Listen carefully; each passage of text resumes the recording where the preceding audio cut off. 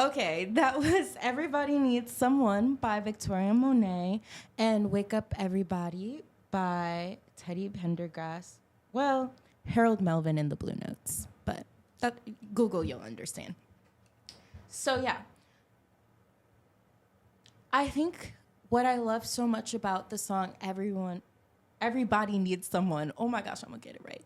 I think why I love this song Everybody Needs Someone by Victoria Monet so much is it's just this overwhelming message of love.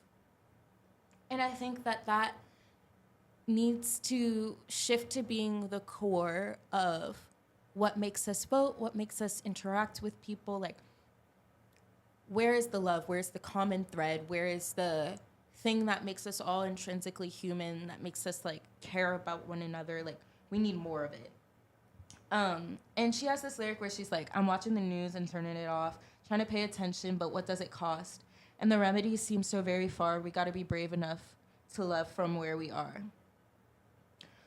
I know so many people who don't watch the news anymore. I don't even really watch the news anymore. I mean, I watch it when there's like a major debate or another major event going on, but other than that, I would say it's pretty challenging to watch these days, and I understand where a lot of that kind of hurt and confusion around the news comes from, because it feels traumatizing when you turn it on and you hear that like basically everything is doomed.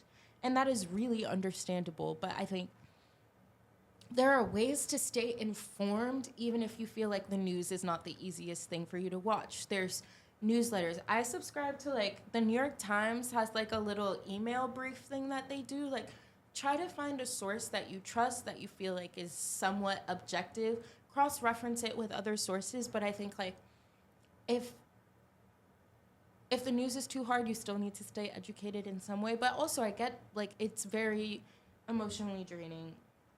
And Victoria Monet, when she released this song, she talked about how she released it with the intention of provoking thought on the Palestine-Israel conflict.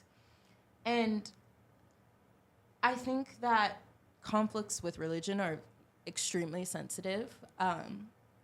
But one thing that I will say is to do your best to check your own moral compass. Do your research on what is the UN saying? What are like the people who are supposed to govern war, which like governing war automatically kind of sounds like an oxymoron, but what do the experts who study war say about the conflicts that are going on? And question what's being done to amplify love, and if the actions that are being taken seem to you like they're being taken from a place of love or not. I think that's the only thing that you can really do. And then like question other people to do the same, and based on whatever conclusions they come to on their research, on their heart and their moral compass, I think that's where like the action should start. But the action without intention and without deep thought can be sometimes extremely damaging. Wake Up Everybody by Harold Melvin and the Blue Notes ended up on my playlist because I think it's such a good testament to common people being able to make a difference. And he talks about doctors and teachers and like this role that everyone plays in society and making society a better place.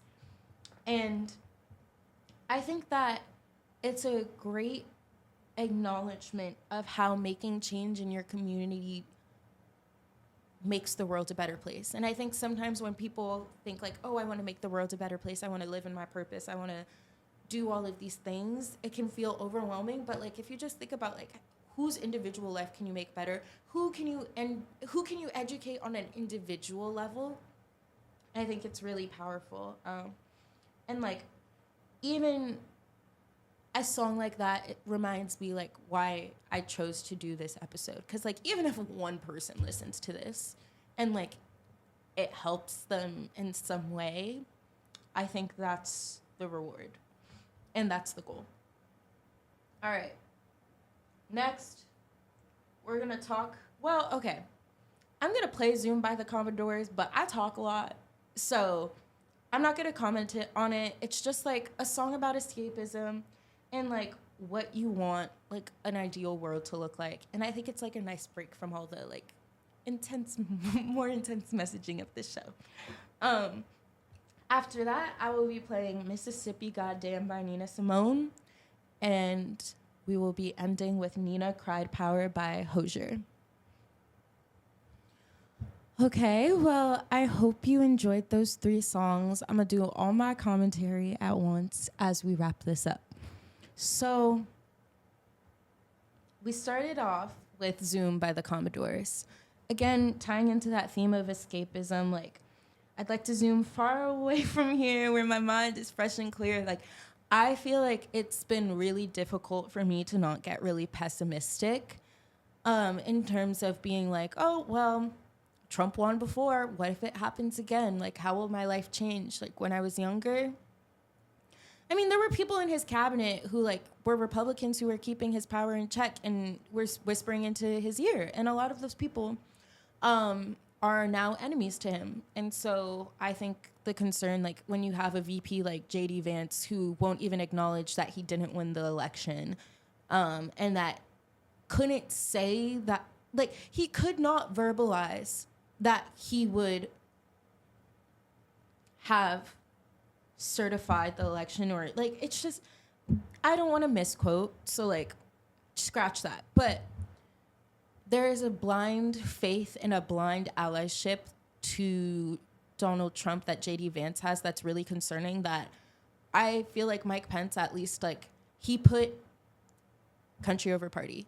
You hear that time and time again in this election run, but like, it's a real thing. It's like, yes, such different views from me and Mike Pence, but at the same time, like, at least he recognized that he wanted to live in a democratic country and that what Trump was doing was inherently not democratic. Trying to overthrow or buy an election and get, like, we have proof of Russian interference. We have proof of him taking court documents to his home. And y'all want to vote for, like, a sexual assaulter, a criminal,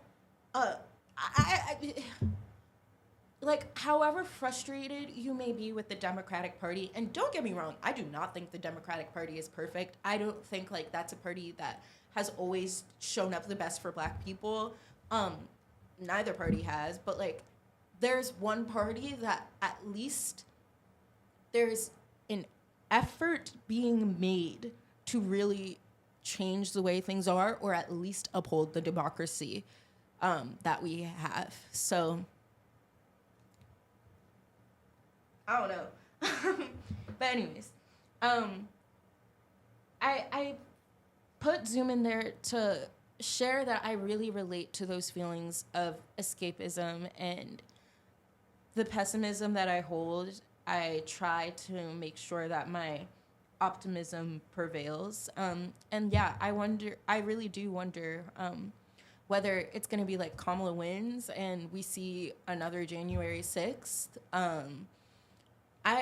There's a lot of fear, but I also have a lot of hope, and I hope that the people surrounding Trump help him to accept a loss if there is a loss this time around. Mississippi Goddamn is such a good song. And while it is mainly talking about the civil rights movement, I think that it talks about feeling great political distress and frustration really, really well. And talks about, like, the perception of Black people that can be so harmful. But when she wrote this, it was in response to Medgar Evers, who is a civil rights activist, being assassinated. And Nina Simone's music was most prevalent during, like, 60s. At least that's, like, what I think. The song's impact with the assassination of Medgar Evers happening so soon after President JFK's civil rights address was, I think, a very powerful and shocking revelation. And there's a quote from Nina Simone. I'm looking on genius.com, but I heard the news with disgust. What I didn't appreciate was that while Medgar Evers' murder was not the last straw for me, it was the match that lit the fuse. And I think something that's really scary about this time is it feels like we've had so many matches that lit the fuse. George Floyd, Trayvon Martin, so many people who died at the hands of a government, of a force that's supposed to protect our people. And, you know, I think the parallels are quite damning to me, and I have a lot of hope that we're able to grow from it and not repeat history, but it's a lot. And I wanted to make sure I put Mississippi Goddamn in there because I think it gives a great context to Nina Cried Power by Hozier. And so, again, just going to genius.com, Nina Cried Power is a classic look on protest songs. The song is a bit of a tribute to Nina Simone and mentions other artists such as Marvin Gaye, John Lennon, B.B. King, and Curtis Mayfield. Hozier sings alongside another popular artist of her time, Mavis Staples. Those are all beautiful, talented artists who, at some point in the past, a lot of these artists, I believe, like 60s, 70s, 80s, yeah. But they used their voice to talk about whatever horrible political thing was going on at the time. And I think that also it's a great example of allyship, which I think allyship is how we win the election. That's the truth. Like, you need marginalized communities to show up, but like you also need allies. And yeah, if it's not already very, very clear, I endorse Kamala Harris and will be voting for her this election. It is my first time voting, and I think that allies will be crucial to winning this. I think that I'm seeing a lot of white women stand up as allies because of the threat to women's bodies. More specifically, the fact that there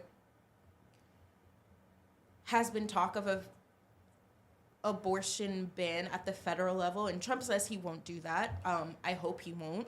But even leaving it up to the state level and not ensuring that abortion is protected at a federal level is quite frightening. And so I think it's great that we have allies in women from communities that maybe